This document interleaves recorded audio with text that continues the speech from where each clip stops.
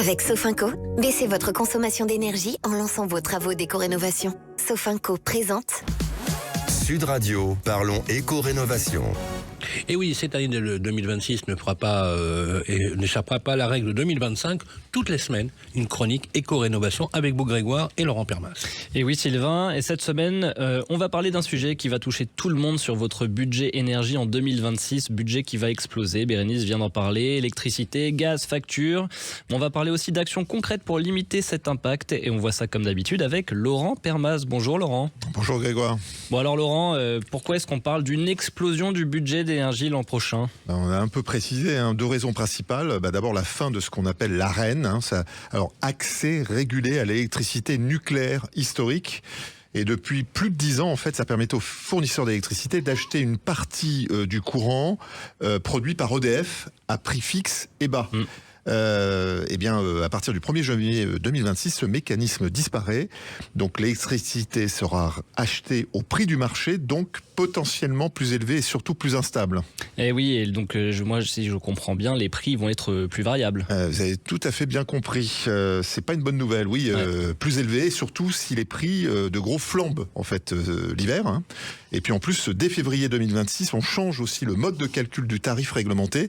Il intégrera mieux les coûts réels, y compris les coûts de réseau, ce que l'on appelle le TURP. C'est quoi ça, le TURP ? En fait, c'est un tarif d'utilisation des réseaux publics d'électricité. Vous voyez, ça fait deux acronymes. On est bon là pour le début d'année. Une sorte en fait de péage que l'on paie tous sur la facture pour financer l'entretien, le développement des réseaux Enedis, RTE. Ça représente à peu près 30% de la facture et il est révisé chaque année. Donc Laurent, en clair, en 2026, c'est la fin du tarif protégé pour EDF et une hausse possible des frais de livraison. Ouais, exactement. En fait, ça peut représenter plusieurs centaines d'euros en fait à l'année pour certains ménages et il faut vraiment s'y préparer dès maintenant là. Concrètement, Laurent, pour un ménage moyen, justement, ça représente quoi ?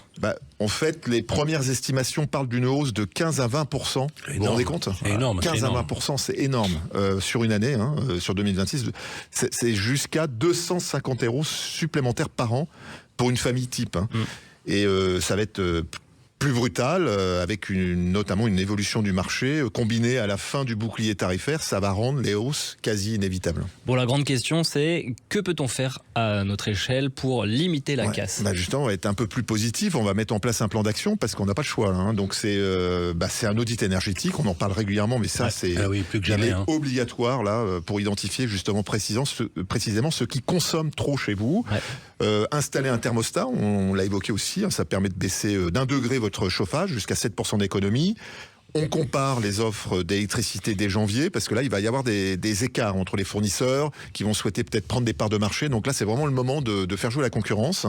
Et puis, surveiller sa consommation en temps réel avec un compteur connecté ou une appli. Et côté travaux, on peut aller plus loin ? Oui, on va commencer par le b.a.-ba, c'est l'isolation en fait. Avant de partir comme ça tête baissée, isolation, comble, mur, plancher, c'est ce qui est le plus rentable en fait sur le long terme. Ensuite, vous avez les systèmes de chauffage, bien évidemment, remplacer le vieux convecteur par une pompe à chaleur, on en parle aussi régulièrement, ou une chaudière moderne.